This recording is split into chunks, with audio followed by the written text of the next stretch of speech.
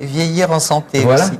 Vous avez rencontré il y a quelques jours les médecins de Martinique. Vous avez fait une réunion qui était réservée aux médecins. Comment vous ont-ils accueillis et qu'est-ce qu'il en est ressorti, si ce n'est pas indiscret?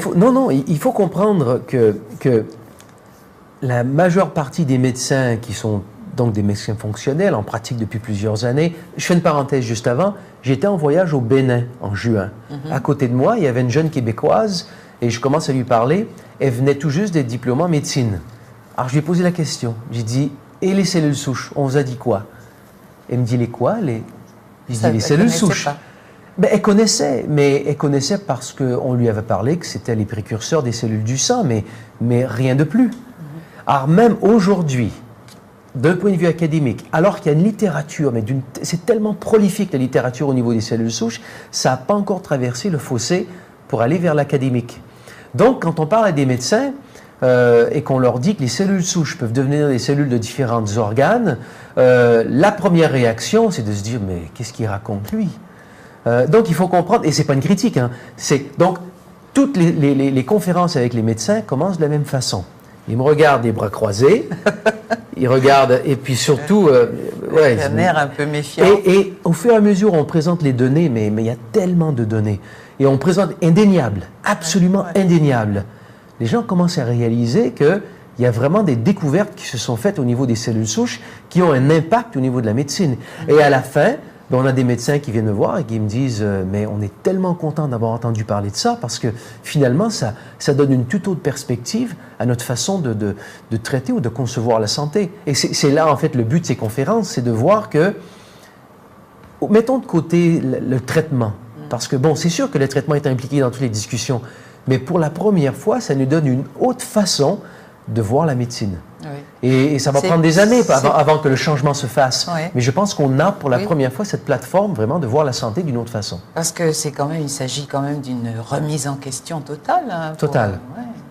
En fait, une remise en question en ce sens que, comme je le disais un peu avant... En général, les médecins n'aiment pas tellement. Hein, et c'est surtout, et je pense que c'est l'obstacle le plus grand, c'est surtout que de dire, dans un monde où la médecine consiste surtout à développer de nouveaux médicaments, de nouvelles méthodes, de nouvelles techniques sophistiquées qui nous permettent, en tant que grands chercheurs, grands médecins, grands intellectuels, quand je dis intellectuels, je ne dis pas de façon péjorative, des personnes qui ont des PhD, plein de travaux avec des brevets, etc., on arrive à aller modifier la santé d'un individu.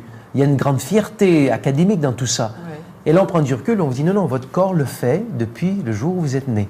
On n'a qu'à supporter cette fonction naturelle du corps. Ça amène une certaine humilité qui est souvent pas présente dans le monde, je dirais, académique de la médecine, ou du moins pas assez présente. Et je dis ça avec beaucoup de respect, hein, beaucoup de respect des médecins et du corps médical. C'était pris comment?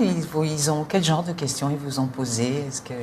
C'est des questions de toute nature, mais souvent c'est des questions à savoir... La question la plus courante qui vient des médecins, c'est de nous dire, mais si tout ce que vous dites est vrai, pourquoi on n'entend pas parler? Oui, voilà. Et c'est une très bonne question qui est très compliquée à répondre parce que, comme tout grand phénomène de société, souvent...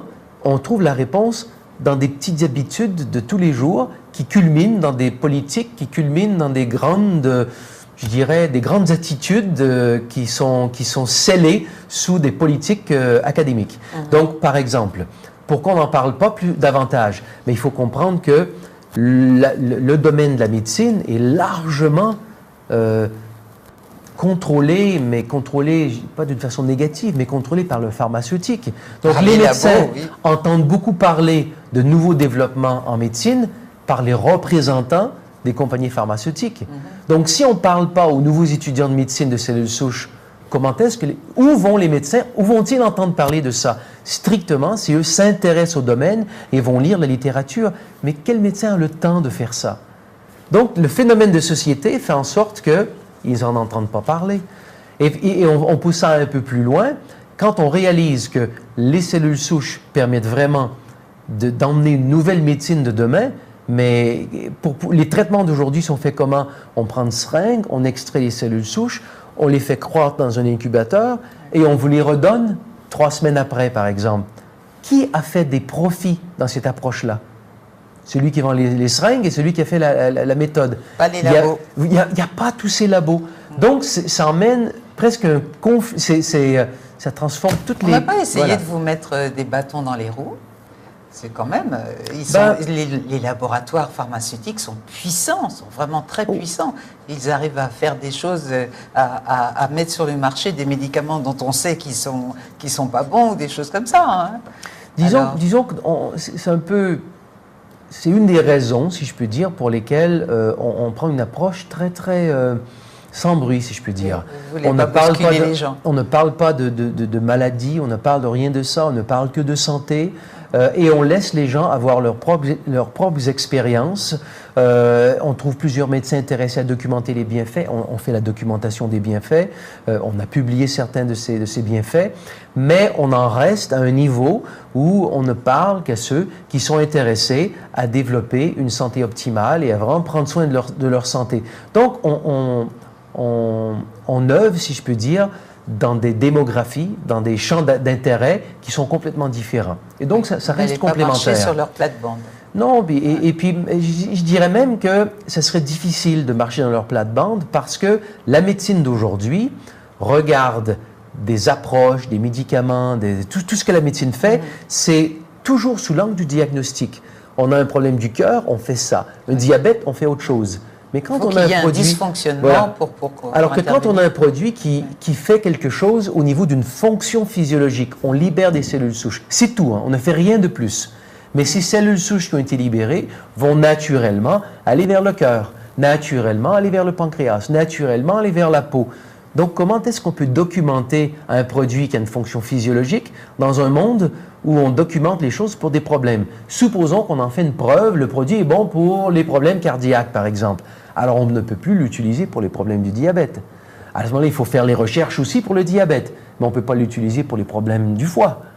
Alors on rentre dans un domaine où les frais de recherche pour pouvoir prouver un produit pour tous les problèmes pour lesquels il pourrait être utile, ça devient impossible. Donc on le garde strictement comme un produit de santé optimale, point. Et c'est que de ça dont on parle.